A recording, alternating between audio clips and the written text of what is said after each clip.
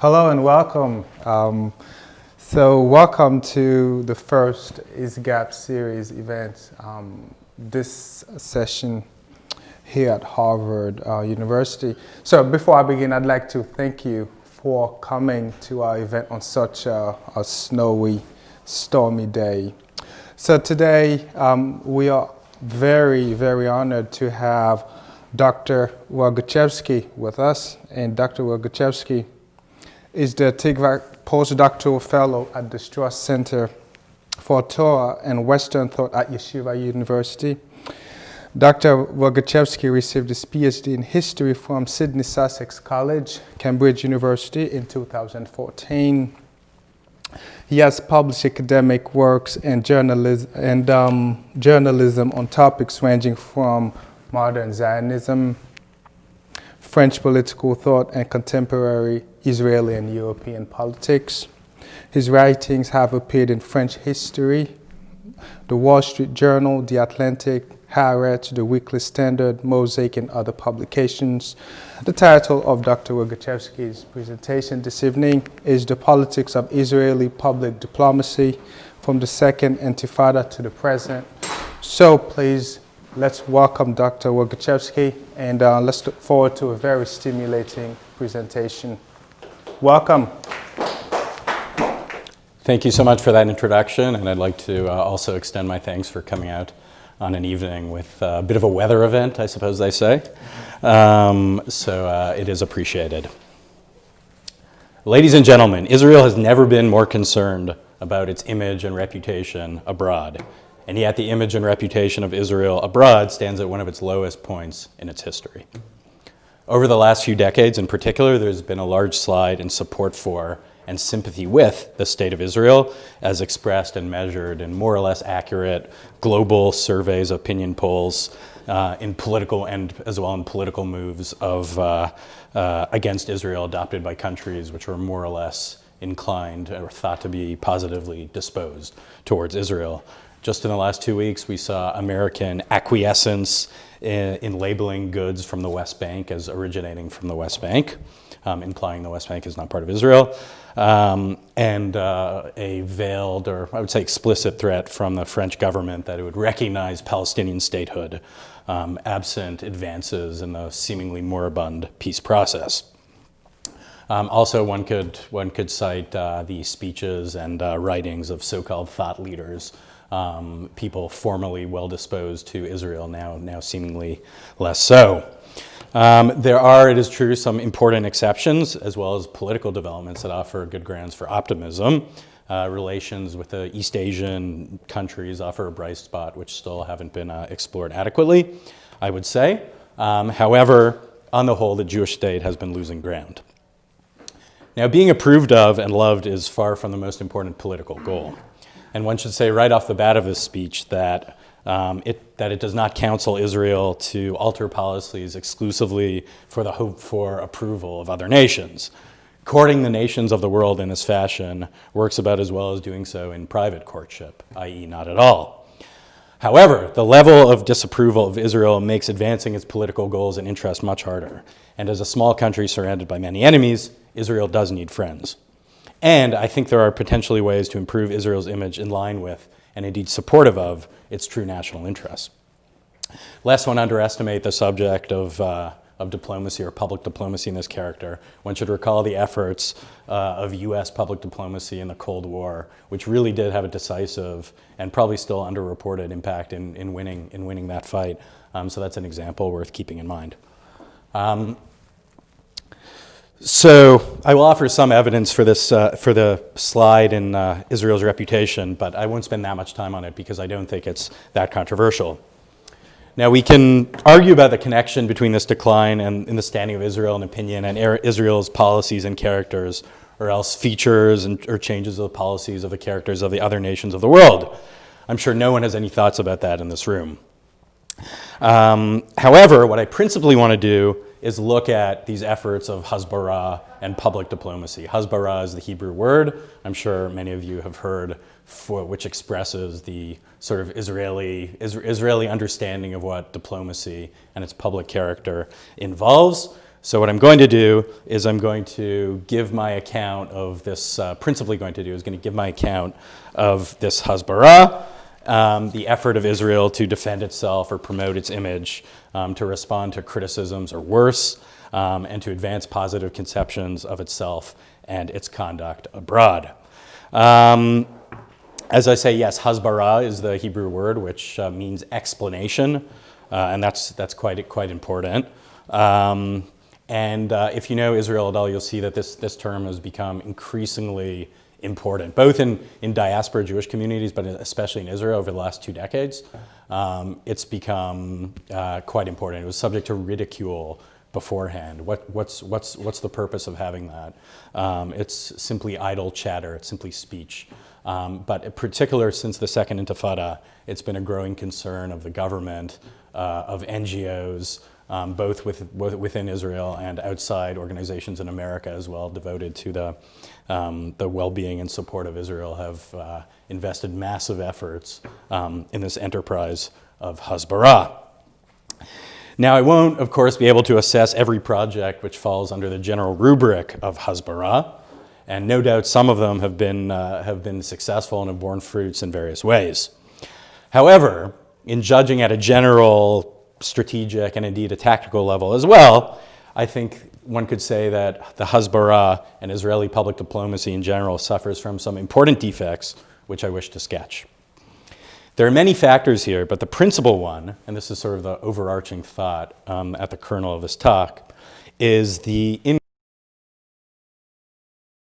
ingrained, and I would say even growing, tendency in Israel to disconnect political words and political action, which is a tendency that exists in many other Western countries as well. We can think of American parallels to that as well. So that's the kernel thought. It takes a complicated argument to explain it, but I will try to do so.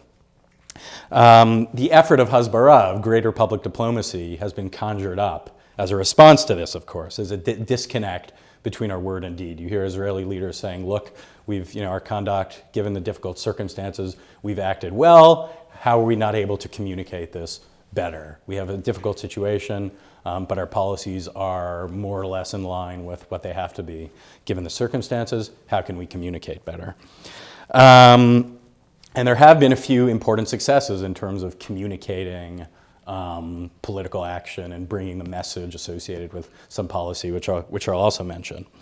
But on the whole, I think that the effort suffers from some weaknesses, which I'll try to sketch at a general level, but also descending to some particulars. One of the most important, just say this off the bat, I think the term Hasbara, explanation, is deeply flawed as a manner of conveying what diplomats have to do and what diplomats who are engaged in persuading people in the world about things. And we might be better off dispensing with that and thinking more in terms of diplomacy, which I think is a much better word. So here's what I'll do. Here's what I'll do in a nutshell. First, I'll briefly return to this, just giving a bit of evidence on justifying the setbacks and global opinion for Israel over the last few decades, and talk about some of the reasons that have been advanced in that line. That won't take very long. Second, I'll explain the architecture of Hasbara, give a brief account of the institutions and the networks which have grown up in Israel to sort of fight this, to counter that effort, to try to explain itself and its policies better. Third, I'll outline what I believe to be the limitations of the Israeli way of Hasbara, indeed the Israeli way of diplomacy, again in general terms, descending down to a few examples. And fourth, I'll consider some of the few successes which I've seen in recent years, particularly since the Second Intifada timeframe, which I've given in the title of my talk.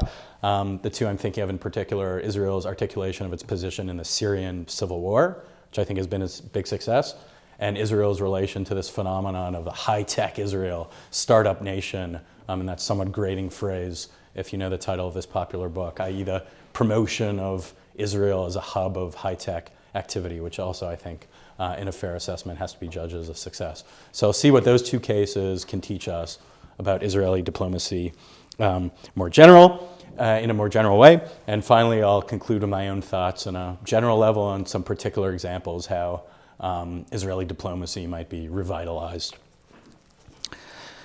So the numbers, both polls and less quantifiable observations testify to the fact that Israel's image abroad has been on the decline amongst peoples who are formerly liable to look at the Jewish state with sympathy, either friendly neutrality, or at least not disdain and hatred. The last large credible poll was conducted by the Pew Forum in 2013, before the war in Gaza, which had an impact as well. And this saw astonishingly high, unfavorable views of Israel, much higher than its previous survey. So we had 44% in Britain, 62% in Germany, 65% in France, 66% in China, and the 80 to 90 range in the Arab and Muslim world countries. I would not be surprised if in the next survey some of these numbers go up. A more recent, I said there was a more recent one in Germany done just a few months ago, I think, and the Israel's unfavorables is approaching 75% in Germany, which is quite astonishing. America remains the outlier. Sympathy for Israel at 57%. One of the few countries where the number is over 50% on the sympathy side. 27% opposed or unfavorable view of Israel. I'm not going to, for the sake of politesse and civic comedy, I won't discuss the American case very much. But there has been, it's clear, and especially in the European countries, there's been the trend line has been down. I had a jarring experience in this respect, talking to a French political philosopher I very much admire, who had been a sort of a lone voice, or one of the few voices, a big defender of Israel in the Cold War, confessing in public that he felt less warmth towards Israel, that he looked inside his soul and he couldn't muster the same support that he had, and this was a jarring experience for me. Now I alluded to this in the intro. We shouldn't commit the fallacy, which is a democratic fallacy, of supposing that mass public opinion tells the whole story. Every person has an opinion, but in politics, not every opinion matters equally always.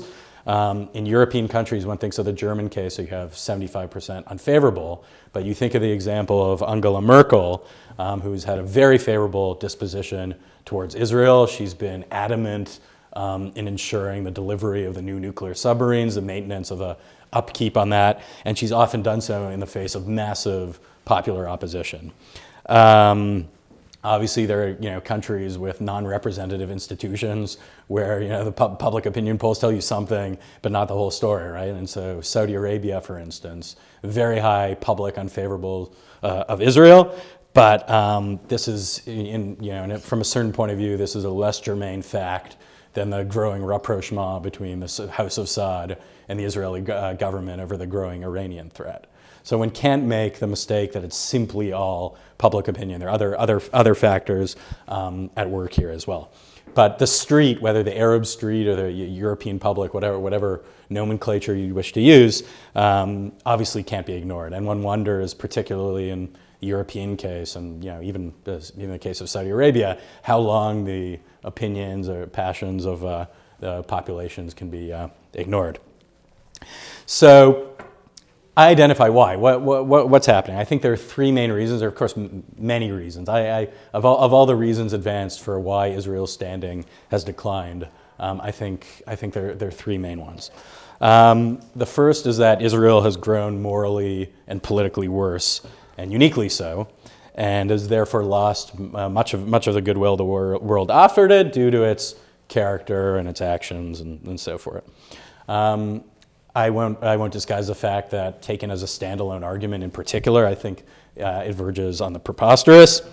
Even if one were to accept the view that Israel is a uniquely bad actor on the international stage, one would still have to account for change over time, right? And indeed the steep decline in recent years. And looking back in Israeli history, both pre and post 1967, one finds events as stormy today in issues of war and peace, which had some but less decisive influence on perceptions of Western countries of Israel. In terms of the oft-repeated charge of militarism, you hear this a lot about Israel, particularly in Europe. It's actually, I personally find the biggest errors in terms of militarism, so-called, that Israel committed were in the early 50s in Ben-Gurion's sort of revenge raids on Egypt, and some comparable stuff by Moshe Dayan in the wake of the Six-Day War. And you compare those actions to Israeli responses to assaults from its neighbors today. I mean, it pales in comparison. So I personally don't find this argument has much credibility. On the other hand, it's never included when people are castigating Israel for its decline in standing, whether potentially false beliefs about peace and the nearness of peace. They're never somehow included in the list of complaints about declining Israeli character. So perhaps I wouldn't want to dismiss this point completely, but maybe in this paradoxical way, it's grounds for some soul searching. But I don't think it's a decisive answer. The second argument, and we obviously have to mention this in a session sponsored by a very important institution devoted to anti-Semitism, is the growth of a new anti-Semitism, more virulent in recent years. I think one cannot deny that there is something to this argument, and I surely wouldn't deny it. But I personally think it's more useful to look at this problem in a more concrete way. Because if you blame anti-Semitism alone, you're fighting an ism, which is a kind of metaphysical thing, rather than a political thing. And of course, the term anti-Semitism was invented in the 19th century precisely with these metaphysical connotations, right? The Semite isn't merely a Semite; he's a product of anti-Semitism, as you know, was invented by an opponent of Jews, and he invented it to have this kind of connotations to enforce the distinction between the Teutonic, the Aryan, and the non-Aryan.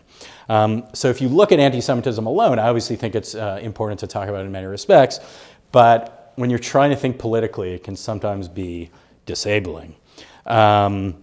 So I prefer, in my case, not to speak simply of anti-Semitism, but particularly in the case of Western opinions about Israel, changes in Western politics over the last few decades, which can't but have a barren opinion, which can't but influence views towards Israel. The most massive example is the European project, the idea behind the European project, which in its most extreme form calls for a world without borders.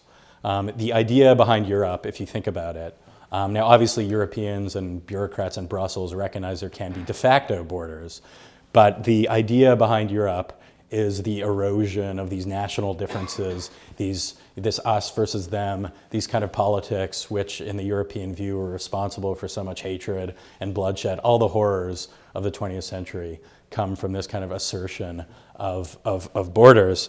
And you look at, I think the most massive example of that is the debate over Turkey, Turkish membership in the European Union in the last decade, where it's just impossible for European leaders to say, okay, Turkey is not part of Europe. It may be a good country, may have good relations with it, but to draw some distinction that to say, okay, this is Europe and that's not Europe. And there's tremendous difficulty in doing that. So how can that not have a tremendous bearing on relations with probably the one country in the world that we can, again, I'm not going to talk too much about America, which is proudly all about borders, about national self-assertion, which still thinks in these very traditional terms versus, our place versus their place, where those kind of notions, which are seen to be retrograde or even racist in Europe, are still maintained.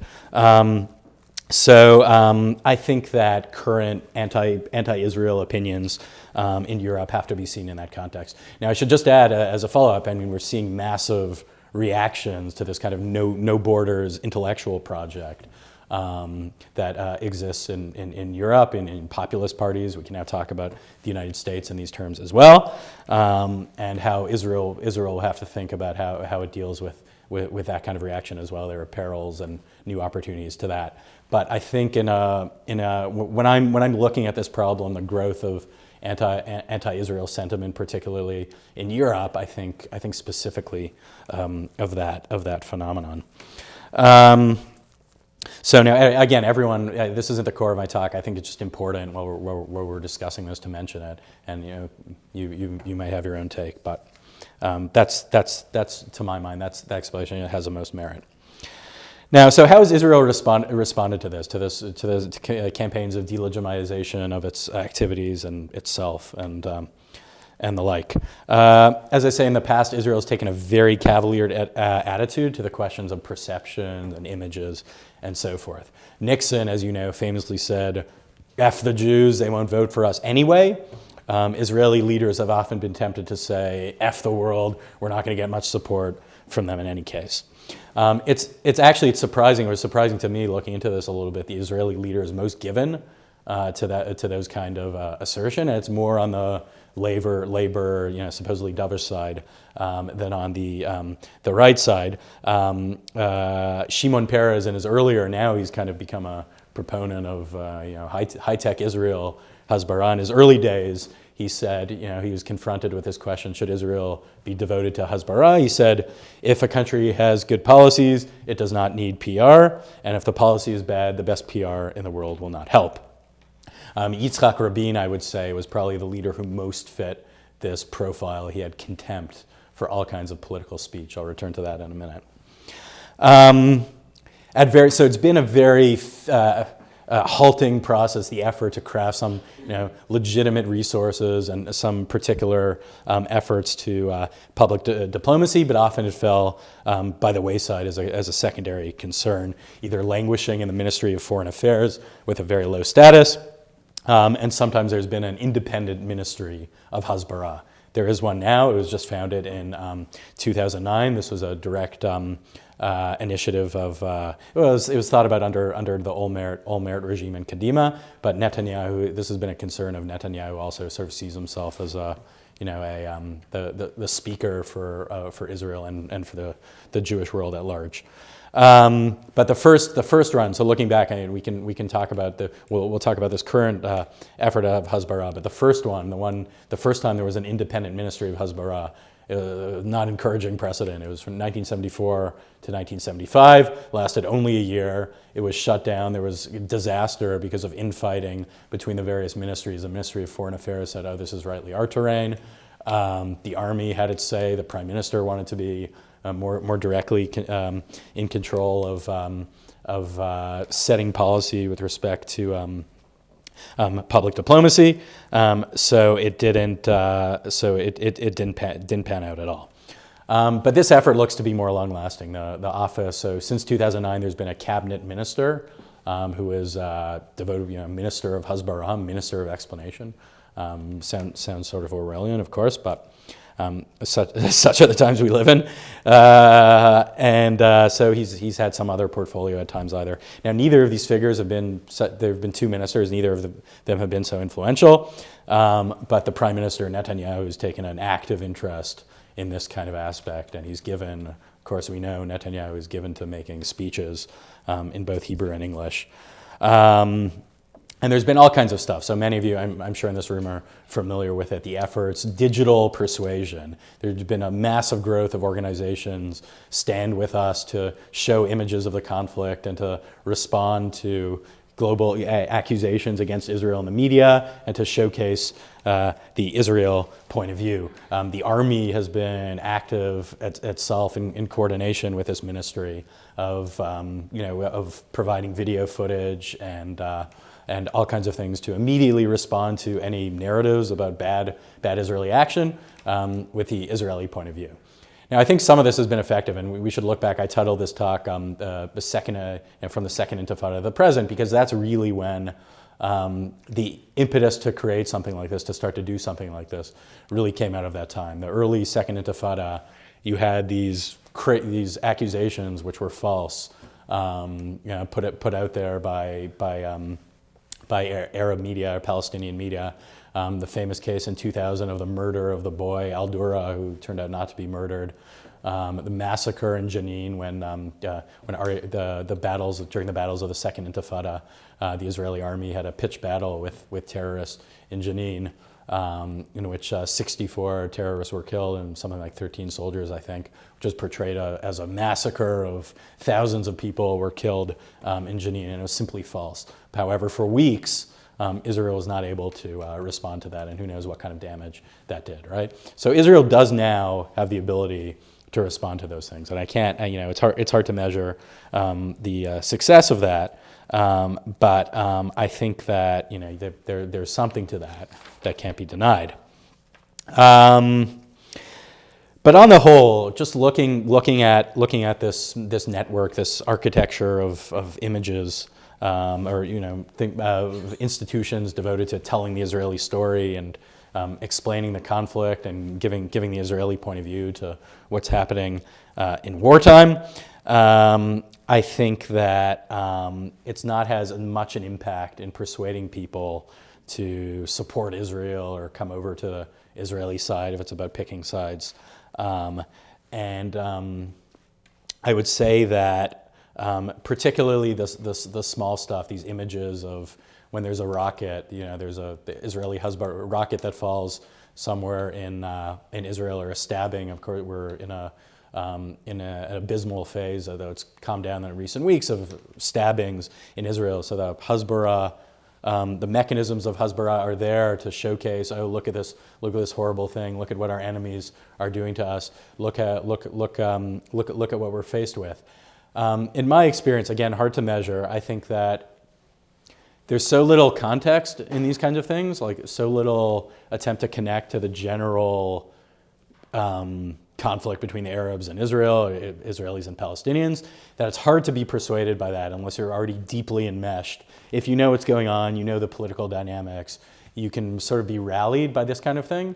But I don't see any evidence of people being won over, like, hey, geez, look at what the Israelis are facing. I'd love to be corrected on those grounds, but I just don't see it very much. Again, there is something to be said for rallying the troops, but I don't, as a matter of persuasion and articulation of diplomacy, I don't see it working so well. So that's one thing that you see. There are basically two poles of Hezbollah. So there's this small stuff which attempts to explain the Israeli point of view in sort of day-to-day conflict. Usually, Israeli-Palestinian case, and then there's kind of the macro stuff, the general promotion of Israel. You see a lot of this now. This is just developed over the last 15 years. The promotion of Tel Aviv as a city. Tel Aviv was barely a city in the mid-90s. It's become somewhat of a city, and there's been a massive effort. It was a city, but it's really, a small kind of place, not like a Mediterranean, Mediterranean city with nightlife and all kinds of things. So there've been big efforts to promote Tel Aviv as well. Israel's a nice, liberal, open country. This has been a big line of Israeli Hezbollah as well. So you have those, basically, as far as I can see, you have those two poles. You have the macro abstract, Israel is nice. If it were about how Israel were good, maybe I'd be more inclined to the abstract stuff, but it's generally how Israel is nice. And then you have the day-to-day stuff of what's happening in the conflict. But absent in really all of this is policy and the major stuff of politics of what the government is doing.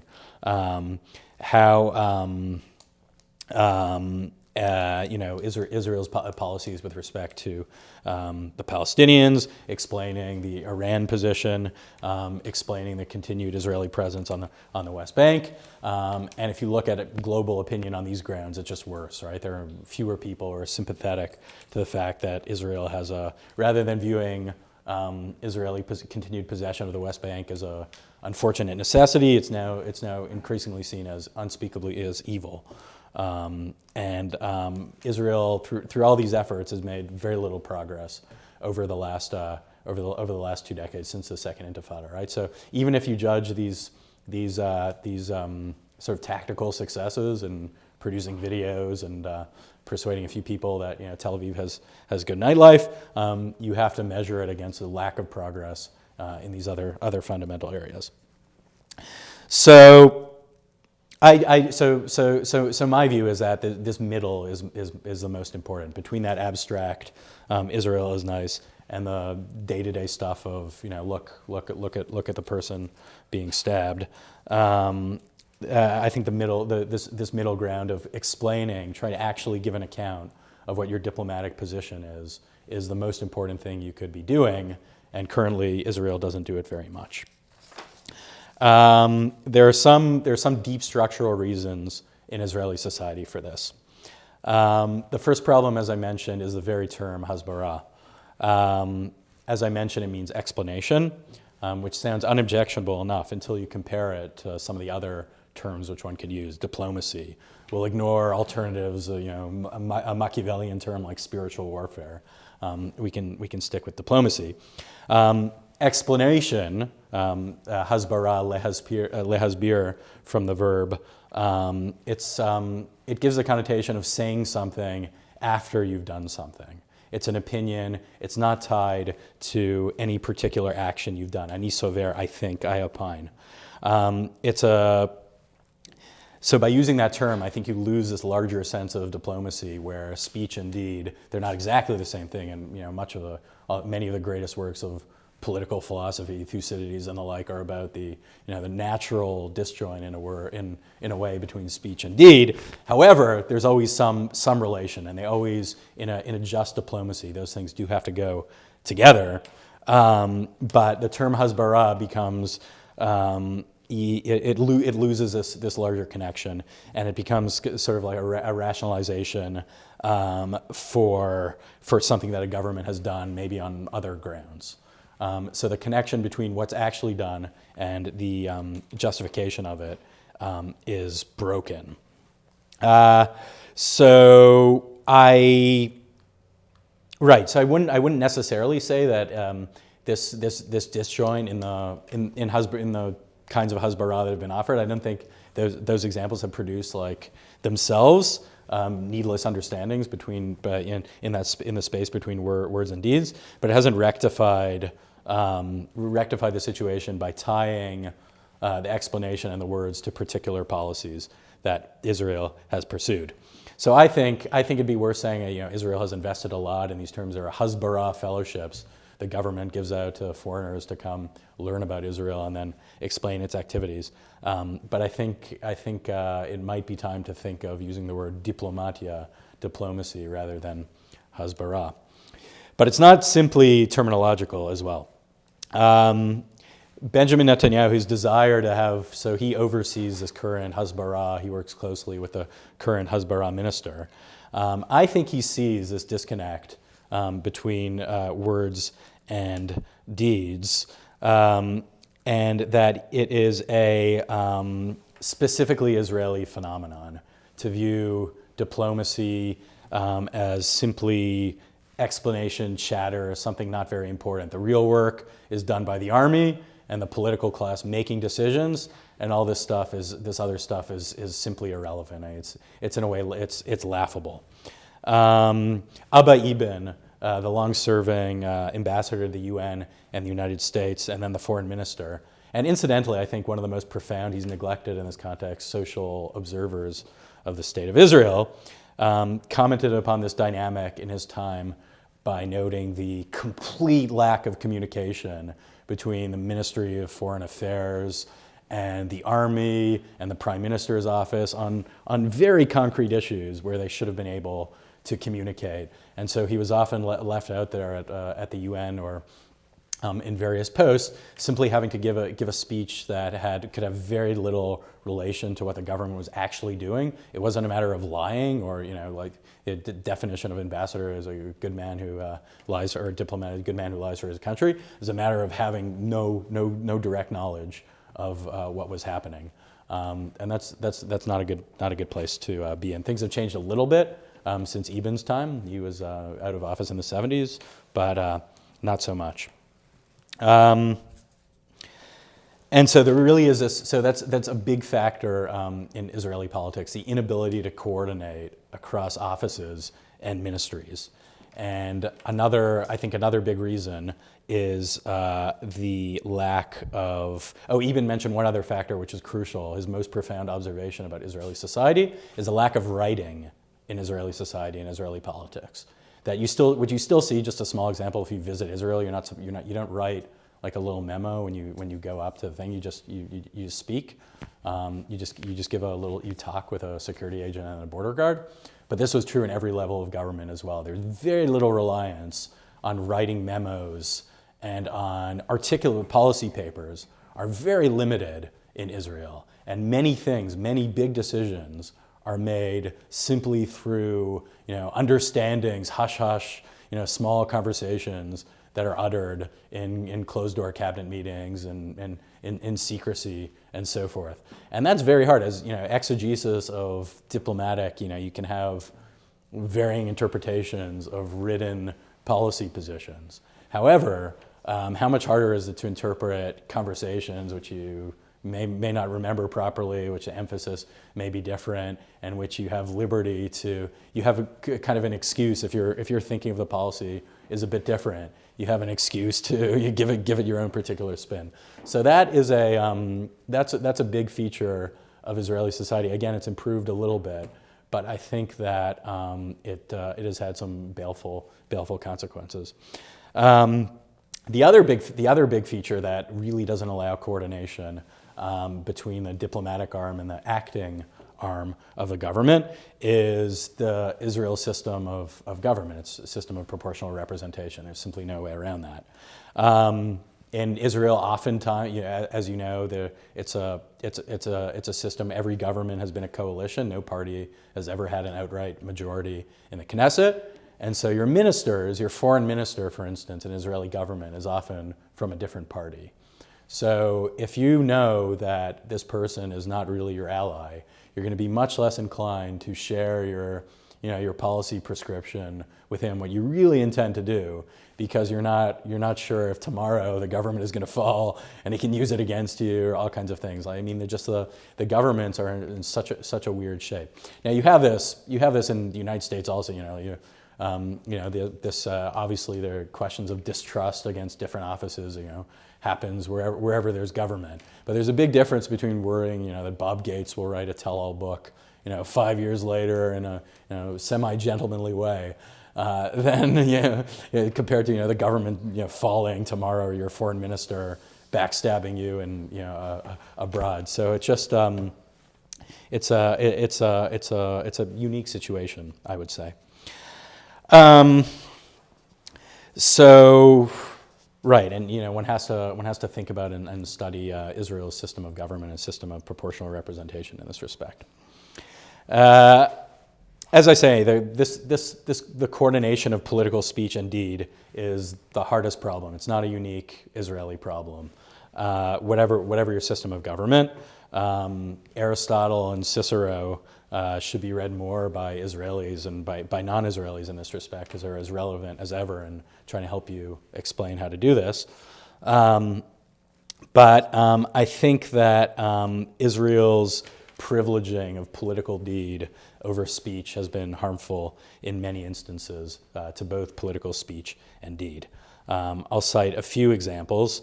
Yitzhak Rabin, this is probably the most important one, prime minister who launched the Oslo Accords, assassinated in 1995, launched those Oslo Accords without actually ever giving. It's an astonishing thing. You go back, you look, okay, what does he intend? What is our policy with this? And he never actually said so. It's a remarkable thing. He said, we seek peace.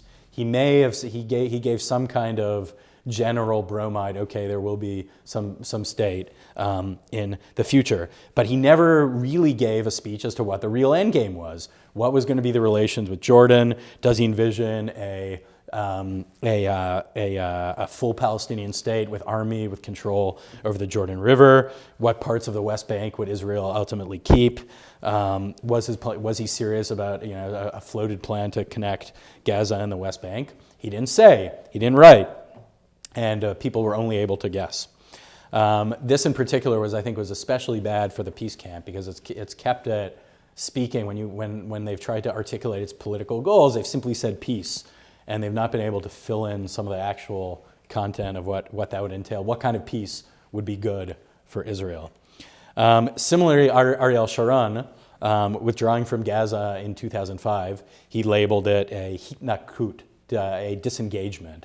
as if it were possible to disengage from a territory that's 45 minutes from your commercial center and just over an hour's drive from your capital. It's like disengaged, it's something we don't think about it anymore. Again, terminology is so important.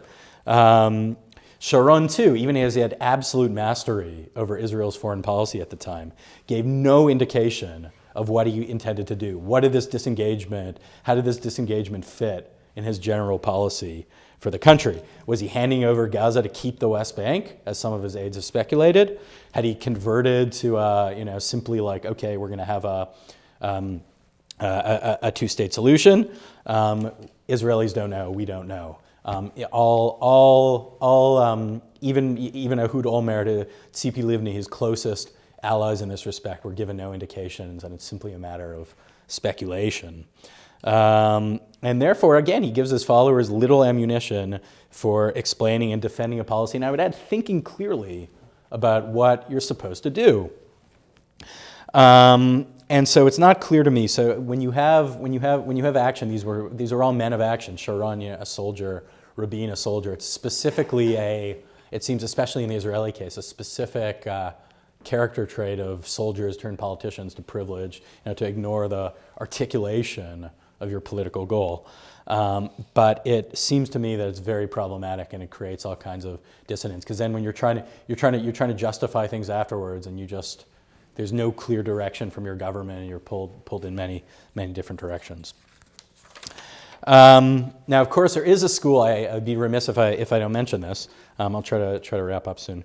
That holds that it's actually best to maintain creative ambiguity, in Kissinger, former government professor Henry Kissinger's phrase, with respect to political speech. So you have a policy, you have a plan as to what you're going to do, but you retain creative ambiguity as to your goals to allow for a greater flexibility of action.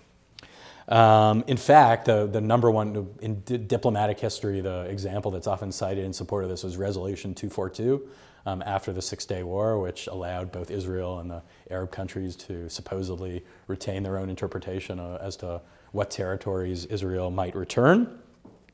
And I could say there is something to this. It's not something you could simply dismiss out of hand, especially with regards to the Palestinian question. In Sharon's defense, it's above all the hardest, the least clear in the facts of Israel's foreign policy challenges, right? So I can break it to you here, if you don't already know, that most Israeli political leaders, even if they believe that a two-state solution is some policy goal in the abstract, don't believe that it's plausible for the time being. Bougie Herzog, the leader of the Labor Party, just gave a speech to that effect a few weeks ago. But no one on either side is willing to articulate a defensive speech, a political speech, which proposes some alternative and which forthrightly acknowledges. I should say Herzog didn't. He acknowledged that it's not a realistic goal now, but it is. This is still our political goal. This is what we're working towards. So no one has yet said on the left or the right, with maybe a few small exceptions on the right, even not there so much that there's some alternative thing. We should be open to different possibilities. So here one could say that, could one articulate this position, even not some long-term goal which involves like a Jordanian plan for rule of the West Bank, or a one-state solution, or many other creative things or just time, sometime in the distant future there could be a Palestinian state. Here one could say creative ambiguity may be necessary because the stake that other countries have in that opinion is so immense that even if you could articulate a speech which accorded with your policy and your political facts, the costs in the corridors of power of the world, and other countries are more powerful than you, would be so immense that you can't do that. So I am open to that argument in that case. But I want to suggest as a counterexample, I mentioned, and to this, the whole creative ambiguity school of diplomacy as a whole, the handling of the Syrian crisis, the Syrian civil war, which Israel hasn't pursued, interestingly, a policy of creative, a public diplomacy of creative ambiguity. And I think Netanyahu has handled this very well. the government has clearly articulated the Israeli policy line on Syria. Israel reserves the right to intervene when vital interests are damaged by any one tendency, so shipping of weapons or some particular actor which is viewed as especially baleful, but will not intervene to support one side or other in the fight for control of Syria. And have said, okay, this is not our fight. And this is actually, I mean, Israel hasn't won plaudits on the world stage because of this, but you look at it, I mean, there's real quiet in that sense, right? And it's actually, I mean, who knows if there is what the intents of actors on the other side of that border is, but it's created a situation of workability. Israel has not been criticized at all. I mean, in fact, it's won praise in that context for providing humanitarian aid for people who have come over. And so that's an example where, again, the speech and deed aren't perfectly calibrated, but actually there's a political speech, it's articulated, this is our policy line, in line with what the government is actually doing. And I think you see that reaping benefits of that. I don't know whether that same case, same way of doing things could be directly applied to the Palestinian case. But at any rate, I think it's a real pregnant case for thought,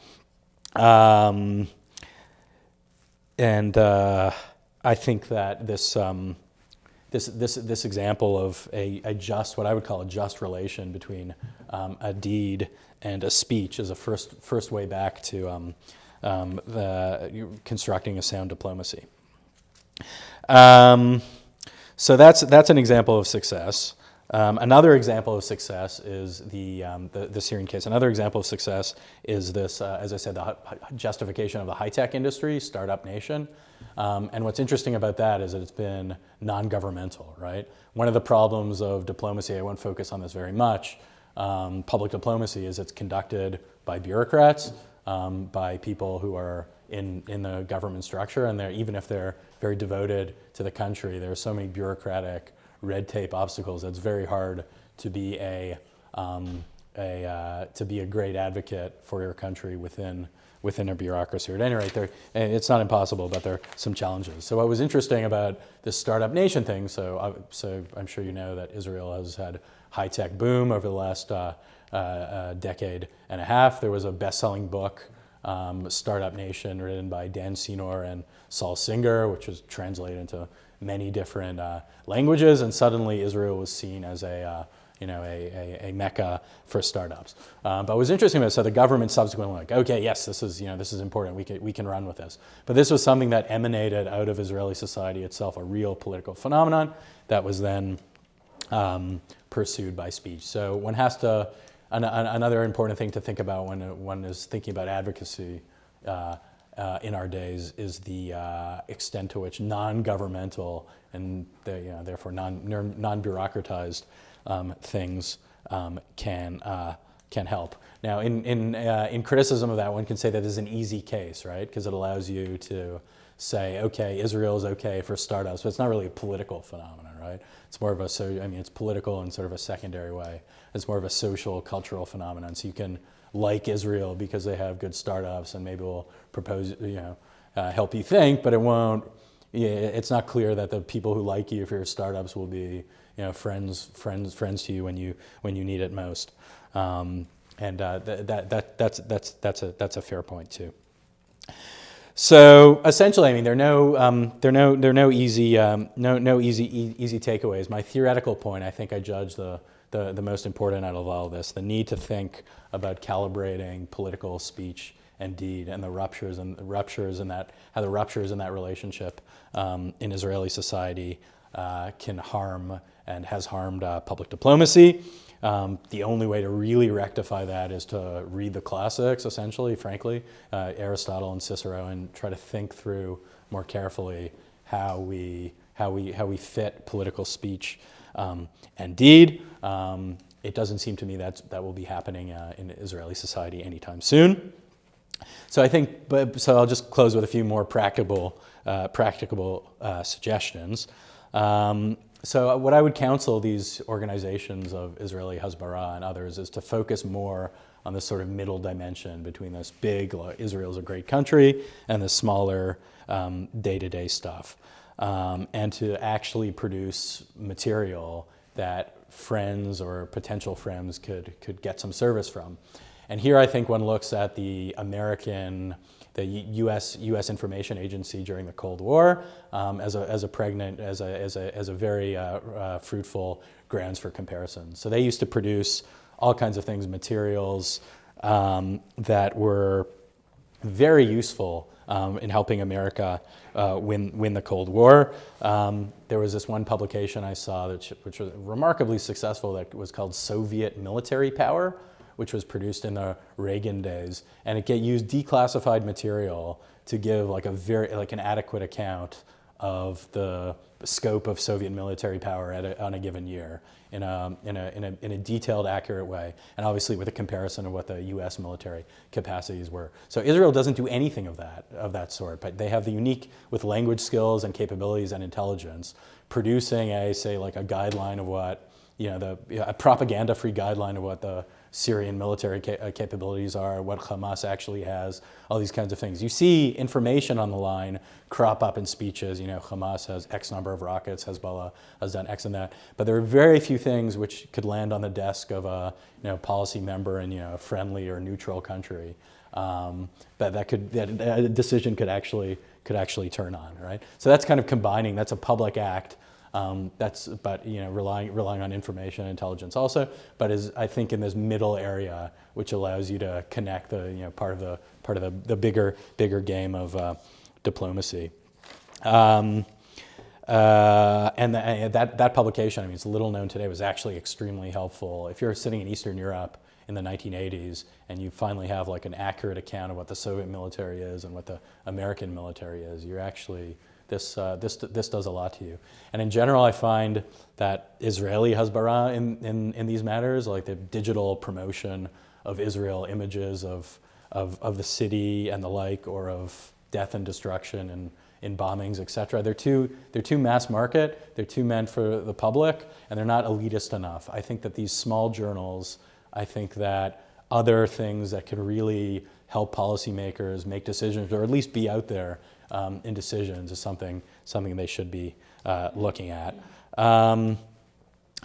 Otherwise, I think that in terms, there should be some mass efforts as well. I think radio and podcasts would be a huge venue that Israel hasn't tapped, which it could be. There already is. There's a Israeli national radio station which is translated into Arabic. There is an Arabic version of it, but it's unspeakably boring. It's unlistenable. It has literally no listeners. To think of what you could do if Hasbara was more forthright and more proactive rather than reactive, as I was saying it mostly is. If you could find someone, some Arab host reporting in Tel Aviv on life in Israel, broadcast out through podcasts or radio in all kinds of interesting ways, I think that would be. I think that could have an enormous impact. And once you start thinking of